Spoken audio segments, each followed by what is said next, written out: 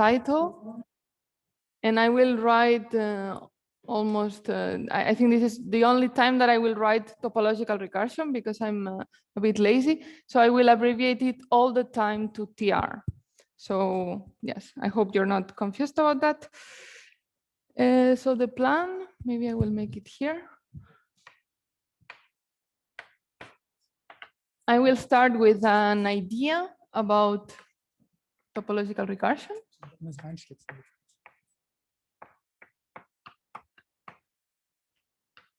So this is the part 0. Sorry that I'm using different numbers. Then part 1 will be an introduction to topological recursion via maps. I will tell you what I mean by maps. But maybe you're more familiar with the one Hermitian matrix model, which is very related to maps.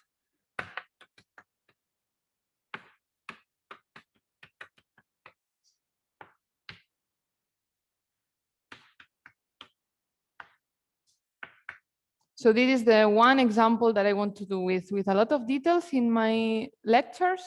Then there will be the lecture by Bertrand Henard. So hopefully I will pave the way for him to give a more complicated example.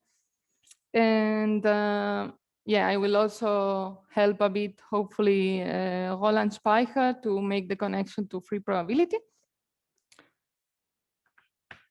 Then in the second part, we will see topological recursion as a universal procedure.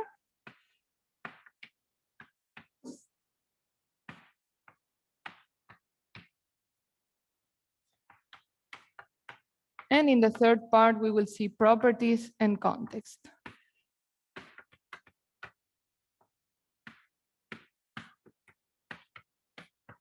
Okay, so the plan for today is to start with the idea of topological recursion and then to go to this particular example that we will treat with details.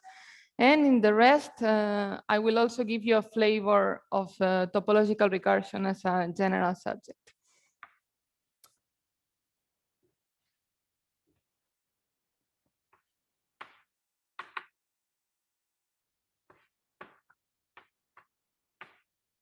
So, okay, in these lectures, I will not give many references. I will be a bit disconnected with references.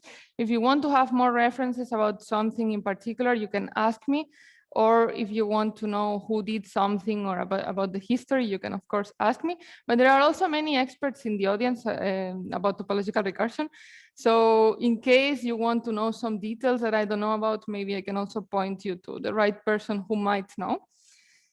Just to simplify a bit my life, because otherwise I will go a bit crazy since I will be talking about this big topic. So we define this vague object, some kind of, well, it's, I will just define it as a set, but it can be a moduli problem. It can just be a set. It can be many different things. So we want to consider some kind of moduli space or just a set of surfaces.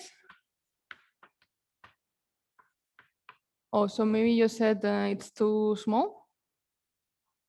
It's should be a bit bigger.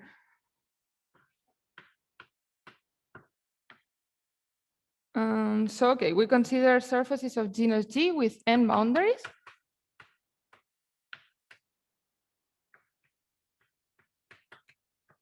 And we will call this topology Gn.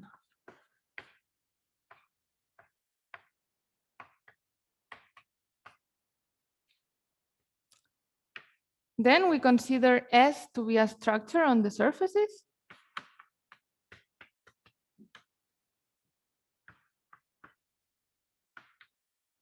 And P to be a property. So as you can see, this is something very vague that one needs to make sense of for every particular case. But here I'm just giving the vague idea of topological recursion. Then we define some kind of volume of these MGNs.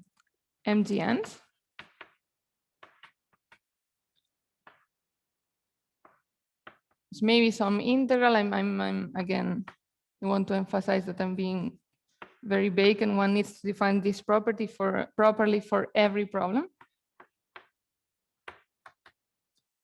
So the goal of topological recursion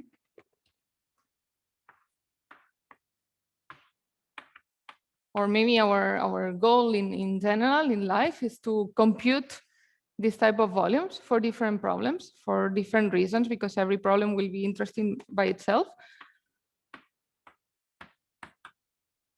Or sometimes not even compute, but just understand enough of them.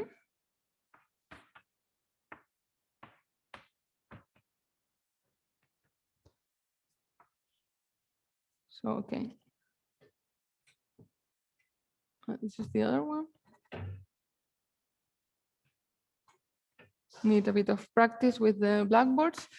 So what we will do will be to first solve the easier topologies, or well, sometimes it's actually the most difficult one. So we will solve the problem for the base topologies, which is what we call the unstable topologies.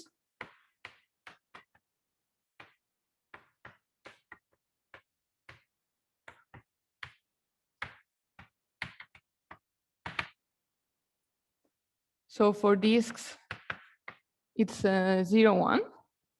We have genus 0 and 1 boundary. Okay, make the drawing once to make it very clear. Then the other unstable topology is cylinders. So it's 0, 2.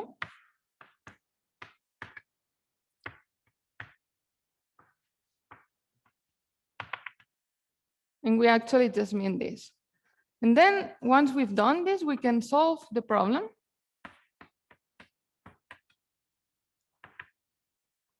for any Gn. And we can do it by induction.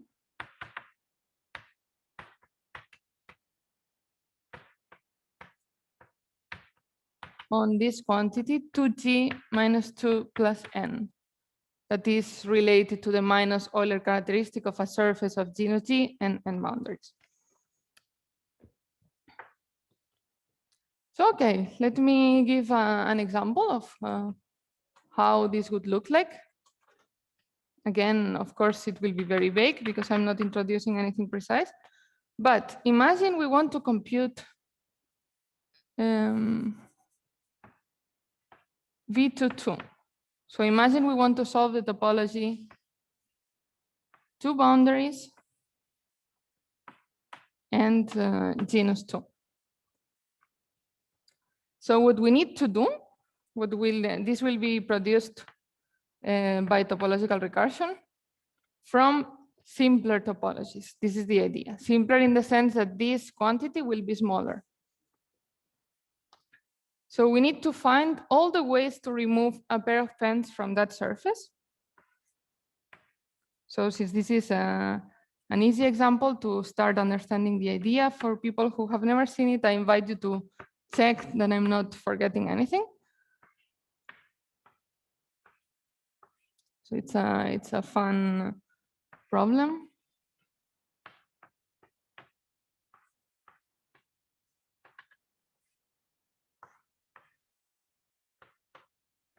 Okay, maybe.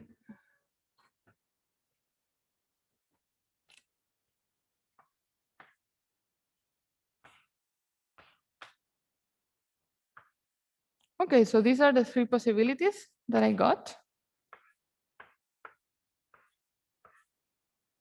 If we glue this pair of pens here, we will always get this one here.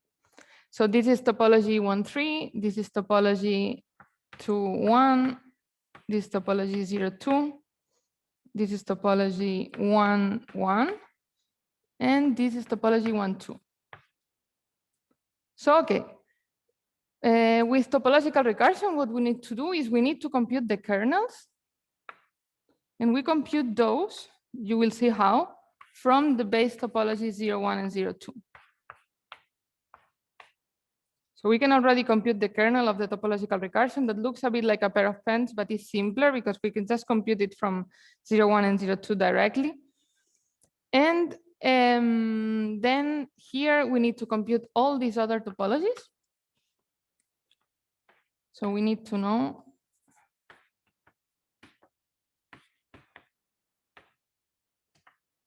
all the VGNs with a smaller minus Euler characteristic than the one that we want to solve. So this is the idea of the topological recursion for a particular case. Then why would we care about this? I will just give a bit of motivations and then we will jump to our specific problem that we want to study. So in general, proving that a problem satisfies topological recursion is not easy. So it's natural to ask, like, why do I care about this, right? Why would I put this effort? I will just list some very general motivations, but of course there are also particular motivations, like solving your particular problem. So in general, it allows you to compute. This can be very good for some problems or can be not so interesting because maybe you already knew how to compute the problem, but you still want to put it in this framework because it also gives you some structure. Because it has many nice properties. And not only it gives you structure, but it gives you structure in a universal way. Because there are many, many problems that fit in this same framework. So when you study some properties of your problem that you might be very happy about, you do it in a very general way. So it can also help you to study properties of another problem just for free. Then it also gives you context because it's related to many other problems and to some fields directly.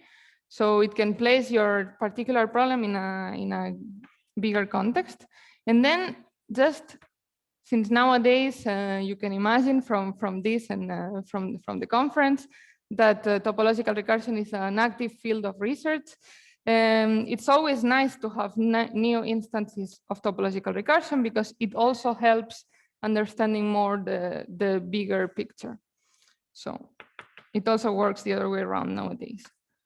So new instances of topological recursion also enrich the field of topological recursion. So this will be, these are a bit the motivations. Then I will make here a list of some objects that we can place in this field. Probably you heard many, but just in case I want to give a list, since it will take me a while to the problem of maps to arrive to other examples, so you get a bit more motivated. So these are some problems that you can put in this shape, and you can use the topological recursion to compute the VGNs. So you can compute the number of discrete surfaces, possibly with some decorations.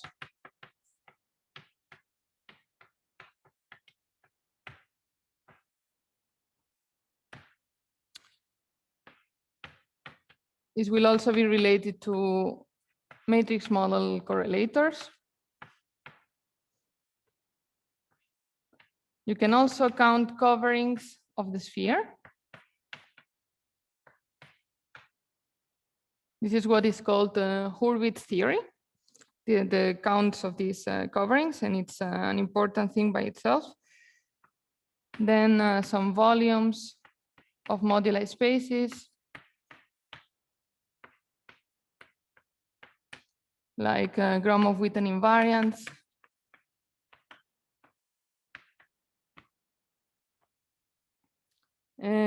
Some WKB expansions.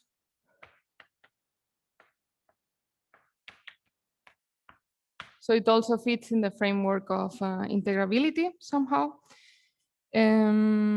Maybe intersection numbers, maybe I will continue here.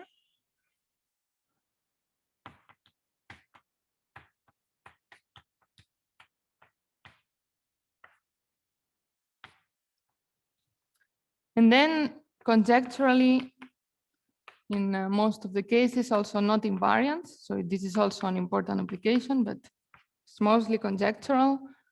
and a new one, BPS states. But there are many others. And of course, some of them that I listed here are related. Okay. Is everything clear? Because I'm writing a bit small. Are there some questions about something in particular? I will try to write bigger for the rest. This is a bit the vague introduction, so.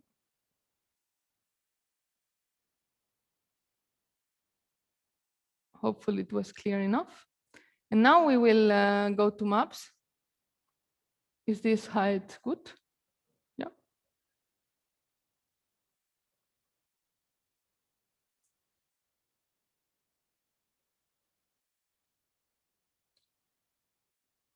Okay, so we start with our first more concrete topic, which is topological recursion via maps.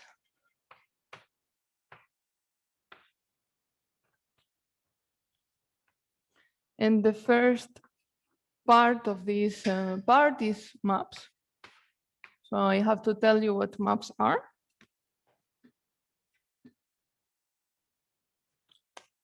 So we take X, an oriented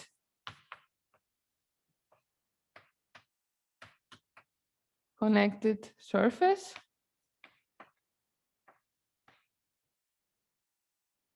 Of genus G. So we fix already the genus. And we say that a map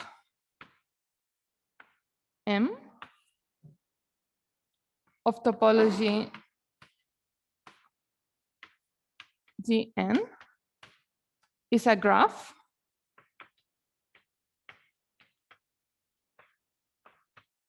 embedded on our surface in such a way that the complement of the graph is homeomorphic to a disjoint union of disks, of open disks that we call the faces of the map. So this map is not a map in the usual sense in math. It's just a graph embedded on a surface. And the word map comes from, I guess, from French, where you say carte, to say just map, a geographical map in which you have countries and oceans. And yeah, I said this of topology Gn, so you can see the G because it's embedded on the surface of genus G. But we also want to consider that it has n marked faces.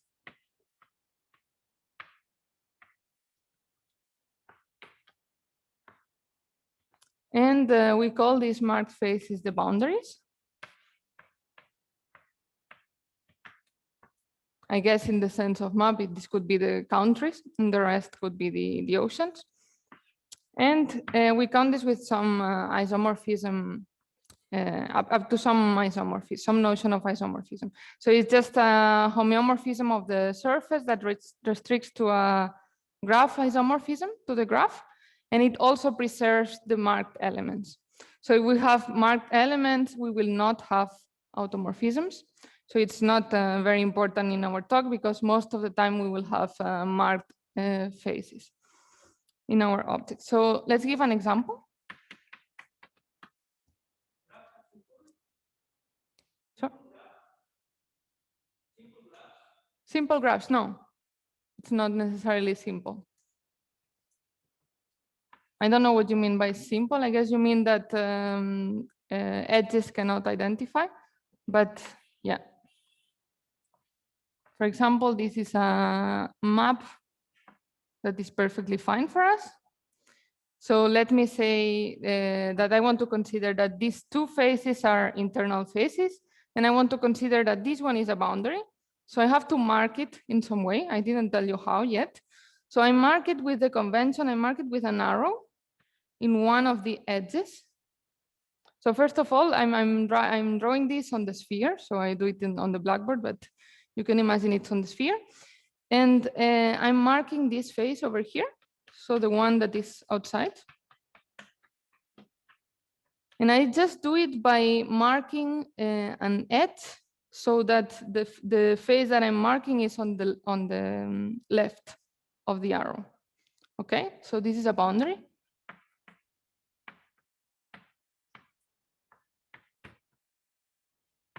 Of length 4. And these are two internal faces of length 3 and 5. So I will write it because I want this to be very clear. So internal faces. Oh, sorry, I keep forgetting that I should write bigger. So yes, internal faces of lengths 3 and 5. Okay, so this map is of topology 0, 1, because it's drawn on the sphere and it has one marked face. But let me draw another one of a higher topology. So first I can draw this. And I can tell you that this is not a map because the face that is not colored is not of the topology of the disk. But I can add some edges and I could turn it into a perfectly fine map. Like this. So then, yeah, I'm painting this one, but I still have to mark it with an arrow. So this one has topology 1, 1. Okay. Are there some questions about this? No? So, okay, every time you want to study families of objects, it's a good idea to put them into some generating series because it will they will help us enumerating them, but we will also study some properties of the generating series by themselves. So I consider the set of internal faces of the map to be just IF, internal faces of M. And I will consider the set of maps of a certain topology Gn, and with the lengths of the boundaries fixed. They are given by L1, Ln. So this is just maps of topology Gn with boundaries of lengths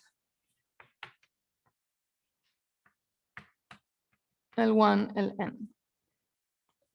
Okay, so with these two sets, we can define our generating series.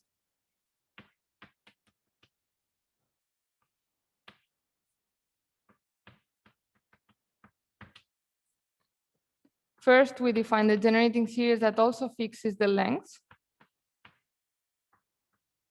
and the topology. So it will depend on some variables. And this is just the sum over maps because it's a generating series of maps in the set that I defined. How did I denote it? Then we want to divide by the number of automorphisms. But as I commented before, there will be no automorphisms when n is bigger or equal than 1. So maybe I can write it here.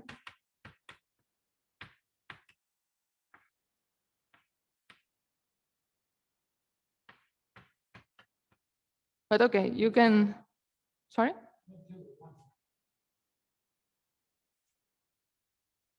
Yes, sorry. Of course. We always have the identity.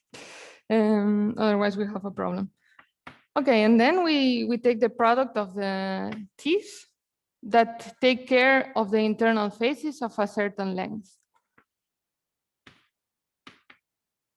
So here we take the product of over internal faces, and the t's keep track of the number of internal faces of a certain length. Okay, and then this is a formal generating series. So it's not convergent, and I'm not gonna talk, well, I'm gonna talk only very superficially about the convergent issues of this series, or about treating this series as an analytic object. So mostly we will care here about the combinatorics. So it's a formal series. Okay. Are there questions? Yes?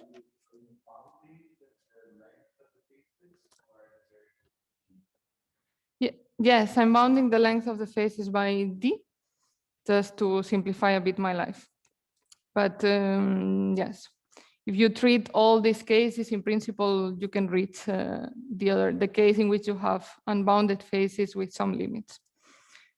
Okay, so let's do an example of this generating series. Maybe I can do it, well, I can do it here.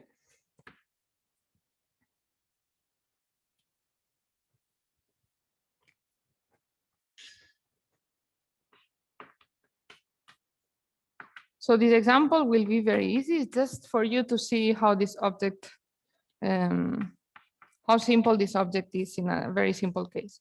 So we consider topology 0, 1 and quadrangulations. So quadrangulations tells us that we are only using quadrangles as our building pieces of our map.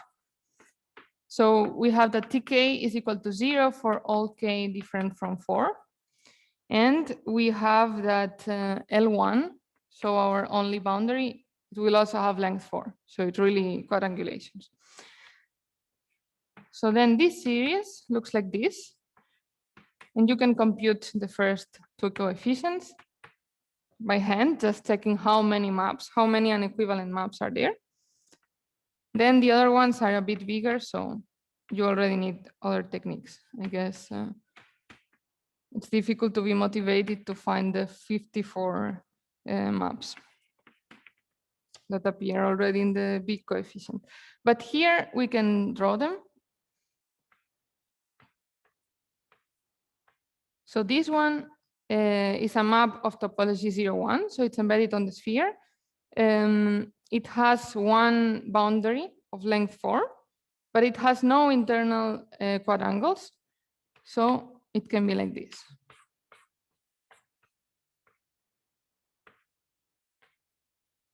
Okay, so this starts from a quadrangle in which you identify this with this and this with this, and you just get one quadrangle in here.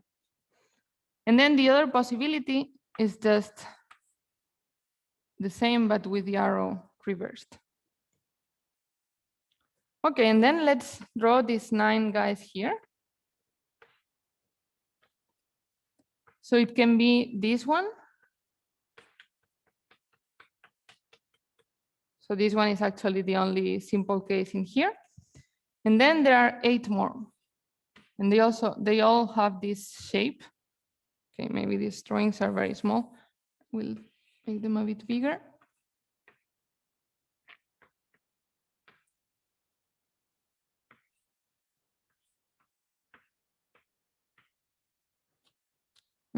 Yes.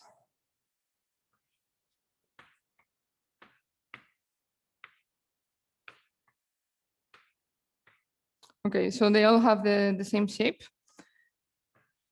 This one we will change, the other 4. Then you just have to find a way to distribute the arrow.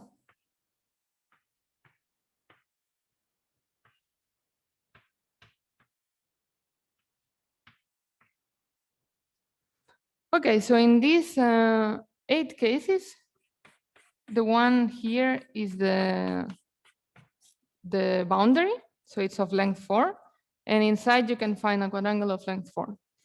Okay, so all the ways to mark them are either like this,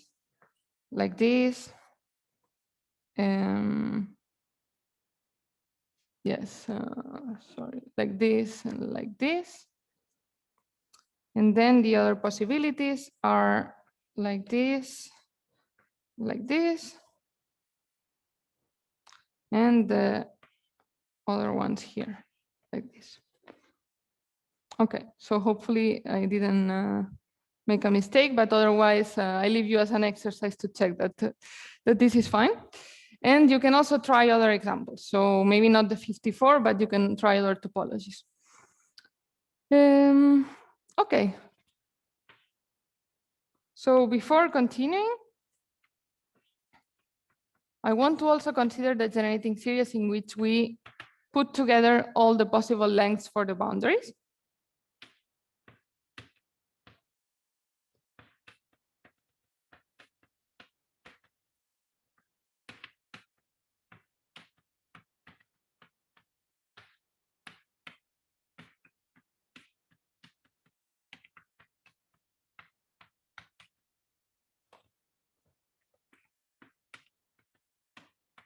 So here I'm omitting the dependence on the t's because just to simplify a bit what I write, and I add some new variables x1, xn that keep track of the lengths of the boundaries. So this is what we will call the correlators of this theory. And now some motivations to why do we care about these maps?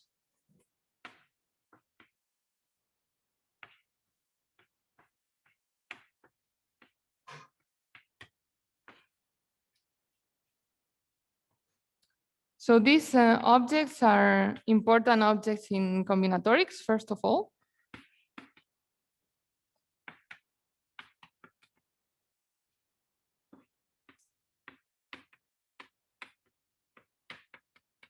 And they were studied systematically already since a long time by Tutte in the 60s. But still nowadays, this is a very active field of research, and people study a lot of things. People know a lot of things about the planar case, but there are some features about the higher genus that are still studied nowadays. And topological recursion actually gives us some nice hints on some things that I will tell you later. So there are some particular motivations for this problem. Then they also they are also good to study large random geometry.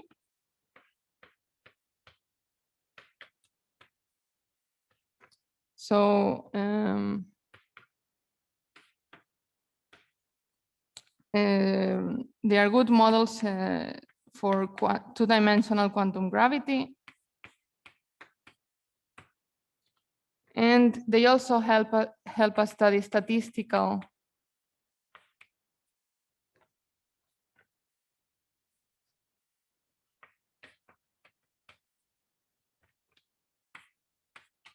physics on random lattices.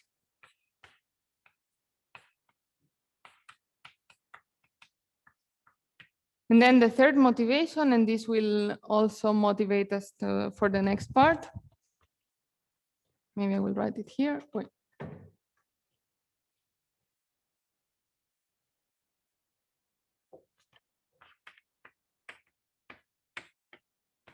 Is that they are Feynman graphs for matrix models.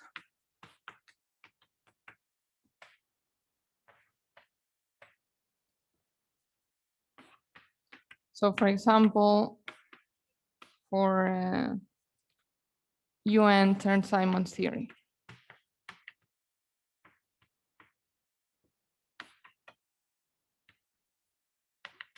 In 3 manifolds. Okay, so these are maybe the clearest 3 motivations, but in general, they have to do with many things, with quantum field theory, with string theory, even with Galois theory. So they are nice objects by themselves. So, okay, in this second part, yes.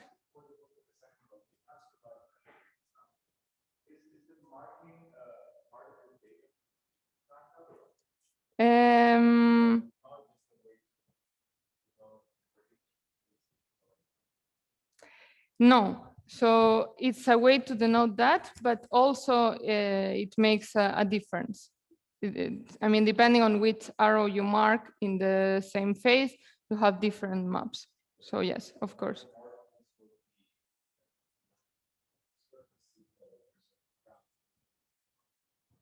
Yes, exactly.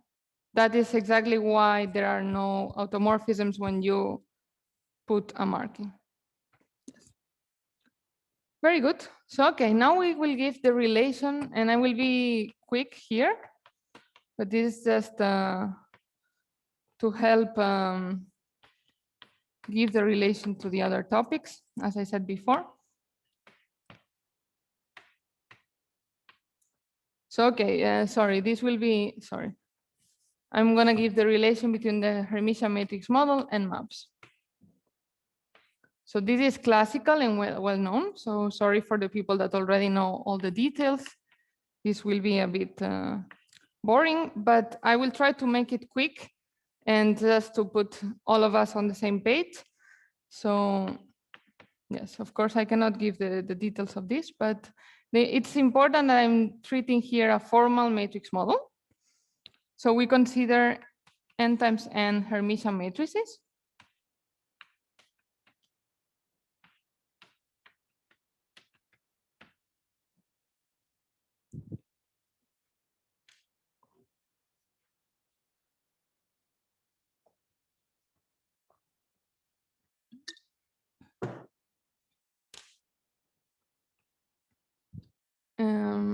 Yes, so I will call the matrices A. It's very typical to call them M, but since I already used M for the maps,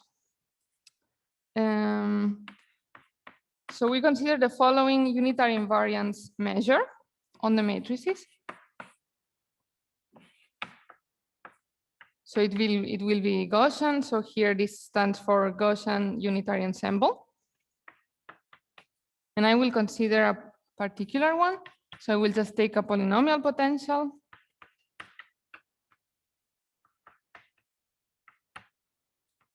That will help us make the connection to the maps that I introduced. Okay, so this is what I call the potential.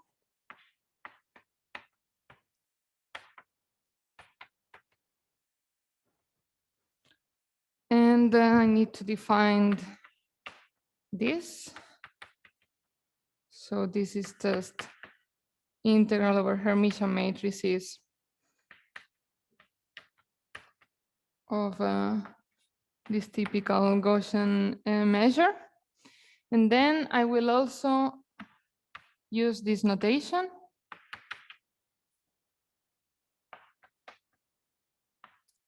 to integrate, so to find expectation values with respect to this measure that I called nu. Okay, so with this, we can already state the connection between what we call the formal Hermitian matrix model and our maps. So it turns out that if we take expectation values of products of traces with this measure,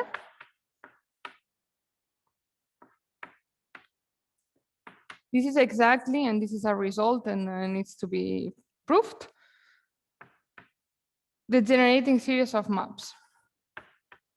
So I will give a bit more details, but first I write it.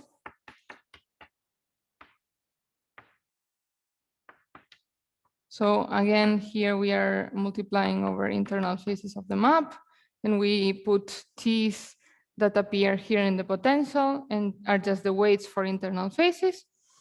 And here we cannot put just the maps that we defined because we are using expectation values, and this will actually give us disconnected maps. So it will give us what we call delta connected maps. And this delta connected just means disconnected, but in every connected component, there is at least one boundary. So at least one boundary per connected component. Okay. So we also have fixed boundary lengths given by the L's.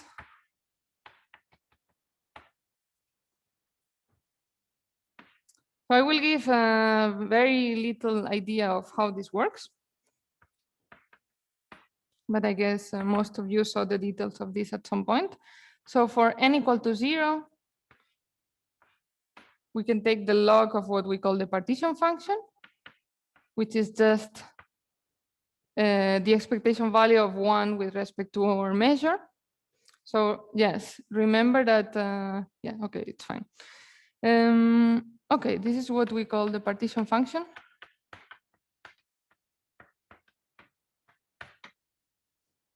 And if you just do this, you will get disconnected maps, as I said, but taking the log is typically in combinatorics that it gives us the connected objects. So this will just be the generating series of connected maps with no boundaries.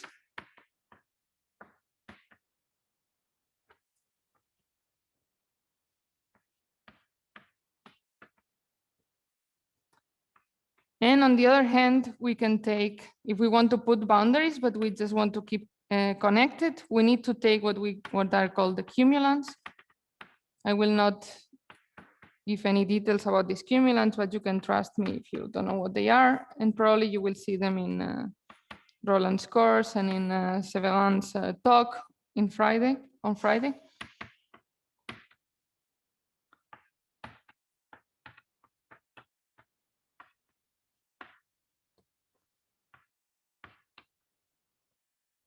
Okay.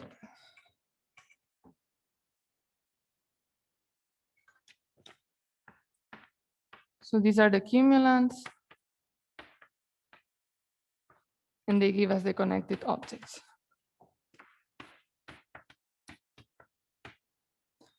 Okay, so I said I would give an idea of how this works. And then from here to here is just taking this log and these cumulants, which are like standard things that give you the connected object.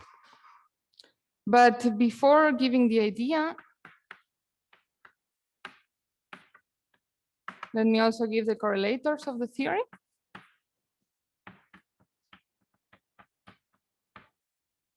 So I can already use them the next day to solve the problem.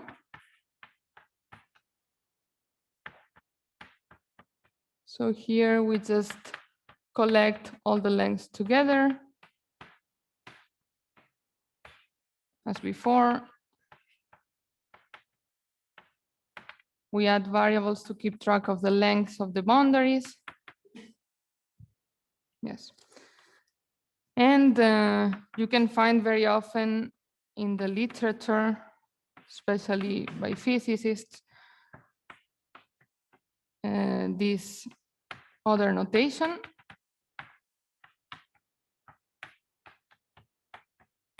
So just for you to make the connection with the other notation, you can probably see why, because it's just a kind of geometric expansion of that. And this has a topological expansion that gives us the connection to the ones that I defined before, in which I was fixing the topology. So these were the ones that I defined combinatorially. And you can find them as the coefficients of this. Okay.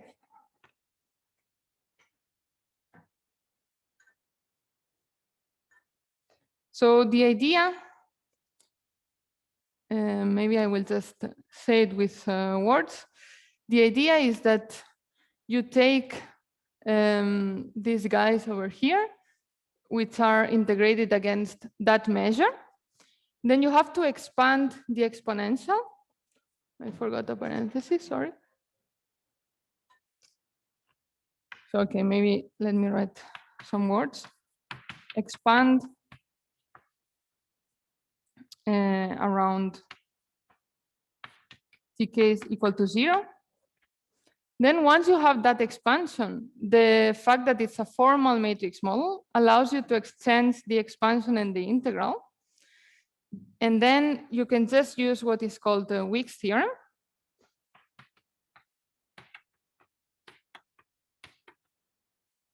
That allows you to compute expectation values of products of Gaussian random variables And it tells you that the products of these, these expectation values of products are just computed by taking pairs of these products. So if it's an odd, if you have an odd number of Gaussian variables, it will give you 0. And if it's an even number, you just make pairs of them. And then Wick's theorem tells you that you can compute these expectation values as just the sum over all possible pairs and products of these pairs. So, okay, this is just a bit of hand waving for people who have never seen it, but you can use this classical Wick's theorem. So you can even do this as an exercise if you have never done this computation. You can check all the details, for example, or almost all the details, for example, in Bertrand's book. So many of the things I'm doing are explained in our book, Counting Surfaces. But actually, with those two elements, if you check what Wick's theorem is, you should be able to compute this, and it's a nice computation if you've never done it. So yeah, maybe I can briefly give the idea of what the elements of the matrix are labeling, because this helps a lot to make the intuition of the computation clear. So yeah, I will have to stop at.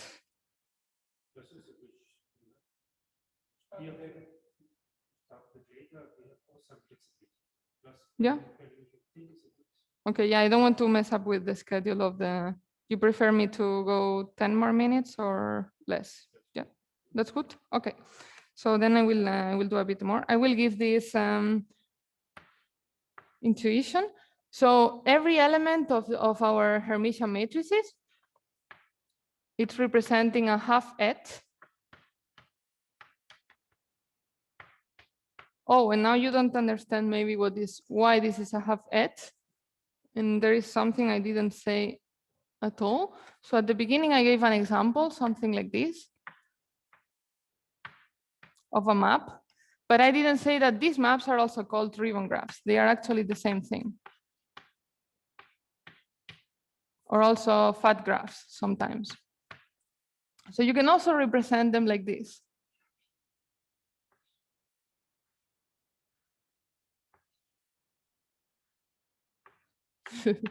Sorry, this is a bit bad, but okay. So since I'm drawing my graph on a surface, we always have a cyclic order around every vertex.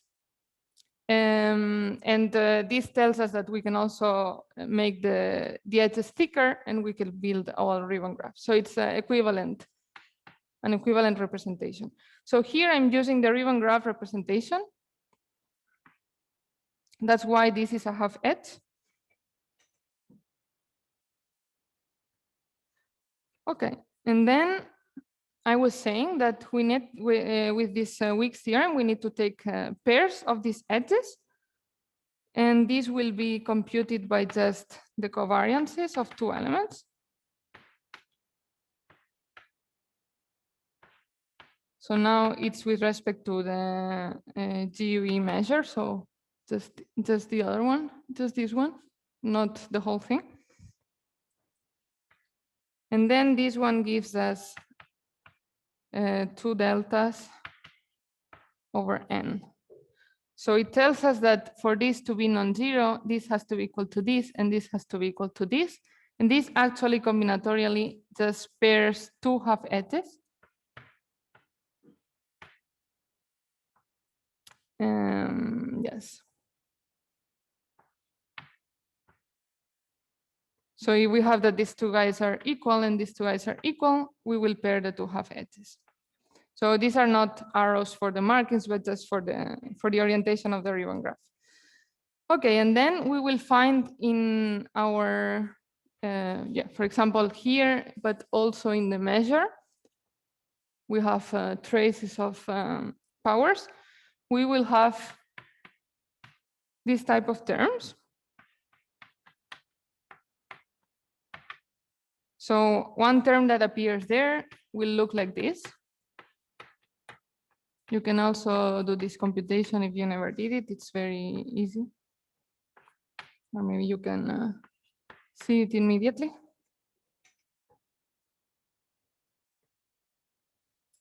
Then this will correspond to a face in our map. And actually, sometimes, well, it's more classical to do the computation with the dual picture. But it's equivalent because, of course, there is a bisection between map and its dual thing. So this type of terms with 4 guys like this that are connected J with J, K with K, like this, will form a face of our map. So it's a face of the map and a vertex of the dual. Okay. And then finally, you will find doing the computation that in some we will get some invariant vertices around every vertex of our map and the face of the dual. Okay, so this just gives you an intuition of how this works.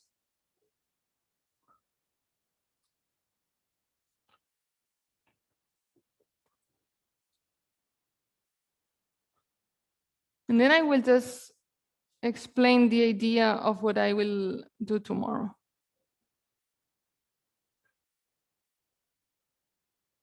So now we want to prove, so this was the connection with Hermitian matrices. Are there some questions about that? Okay. So tomorrow we will start with Tutte recursion.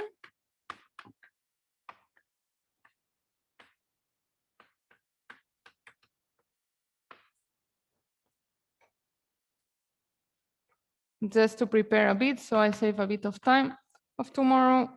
This will be equivalent to Schwinger-Dyson equations coming from the matrix model.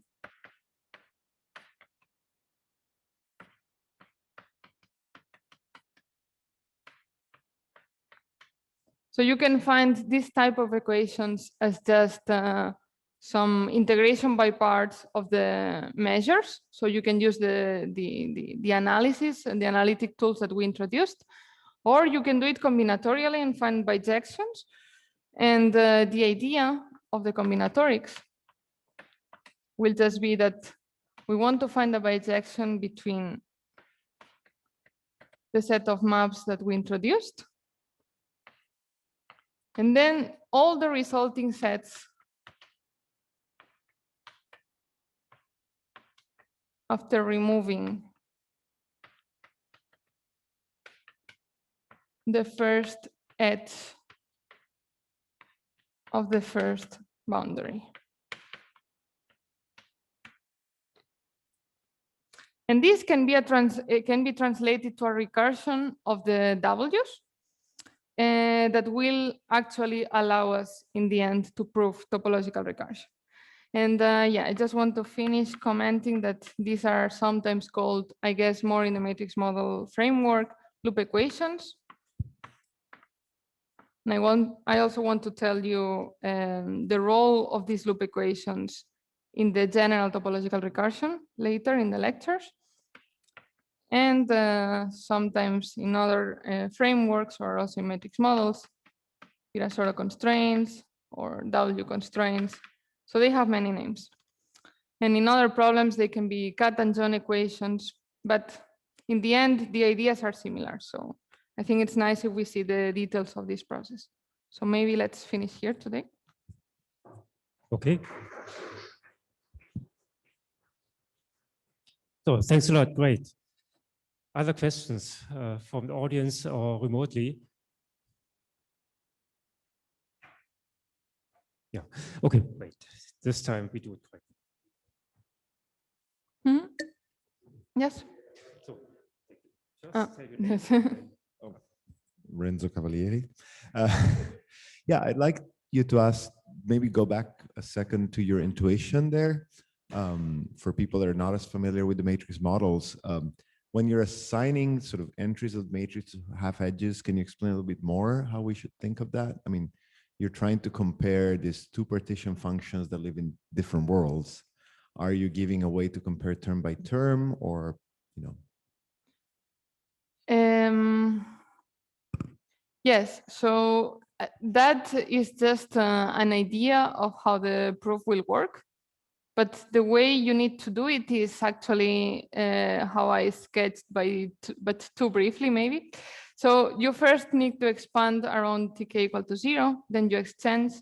And then if you think of that interpretation, that will help you with together with Wick's theorem to write the sum that you get as a sum over maps, because it will give you directly that. So it will give you, this Wick's theorem will give you pairs of these entries of the matrices, and those will be in bijection with the edges of the maps. So it will give you a sum of these combinatorial maps that you can also encode with permutations, and then the correspondence is easy to see. So yeah, if you want to do all the details, it takes a bit of time, but the intuition is there, is that, yes. Okay, more questions?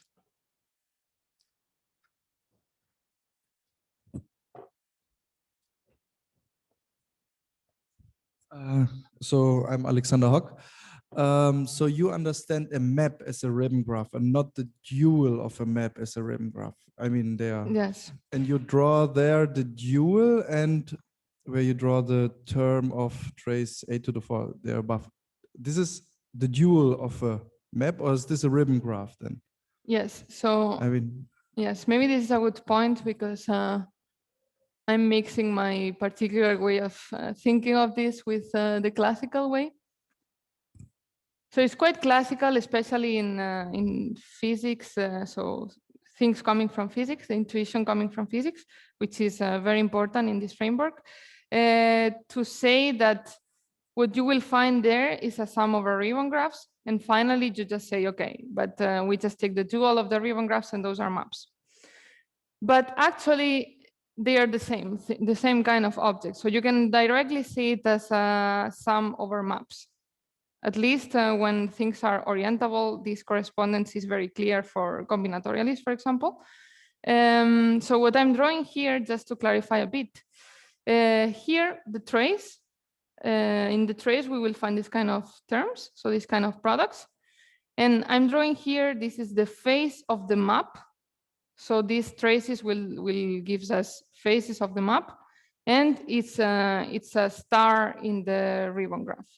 So maybe it's easier to see in the ribbon graphs, because in the ribbon graphs you actually see that what the trace does is tell you, okay, you need an L here, and you will get an L in the next one, and it makes sense to call it the same because it's a continuous line. So that's maybe better intuition than to say that you have the face, and in every corner you have the same variable for the two half edges. But it's equivalent, one approach to the other. And actually, yeah, the way I'm more used to think directly of the maps for Wick's theorem is that when you want to study these fully simple maps that Severin will introduce in his talk on Friday, the other approach gives you directly the right kind of constraints for the maps to be simple, let's say. But they are equivalent. And actually here I wrote the face of the map. So this is the face of the map. And then you will have, if you want to draw it as a ribbon graph, you will have the double edges and everything, and the vertex of the ribbon graph. And here I did the opposite. So here you get things that are indices that are stable around the face of the dual, but the vertices of your map. So you can think of it both ways. Yes. Okay, more questions?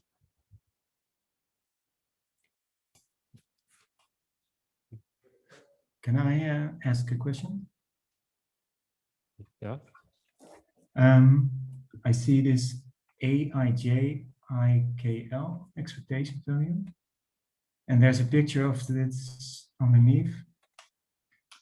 And then I and J are on one edge and L and K on the edge below. Do you see what picture I'm talking about? No. So who's talking? So I am from Zoom. I am Okay. telling from now. Yeah, from virtual. Okay. So I Let's see the try to see. delta IL and the delta JK, but underneath in the picture, I see an identification of the indices that are not on the same edge of the ribbon graph, but on the same country of the map, right? Do you see what picture? Ah.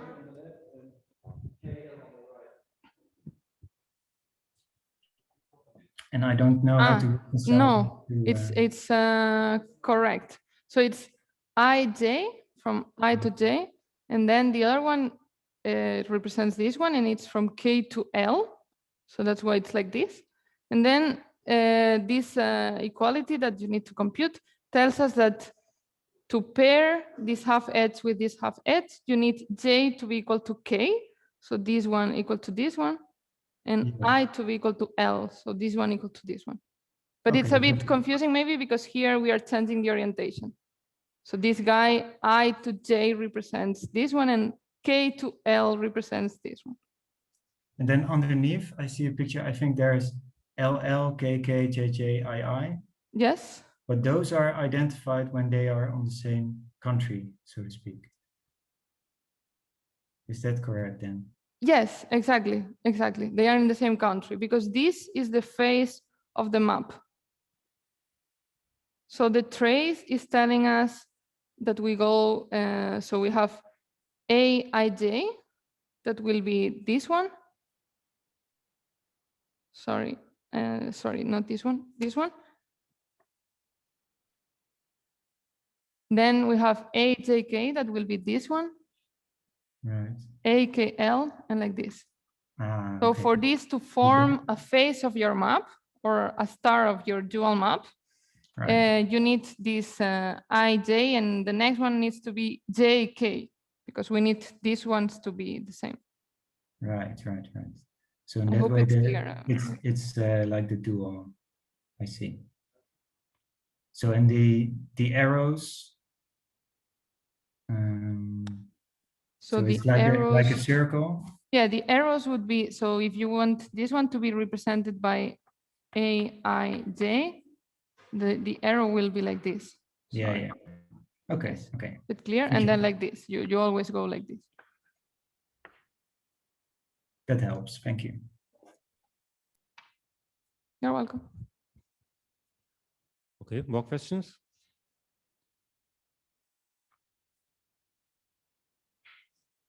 All right, if not, thanks again for the nice introduction first, but we continue. Okay.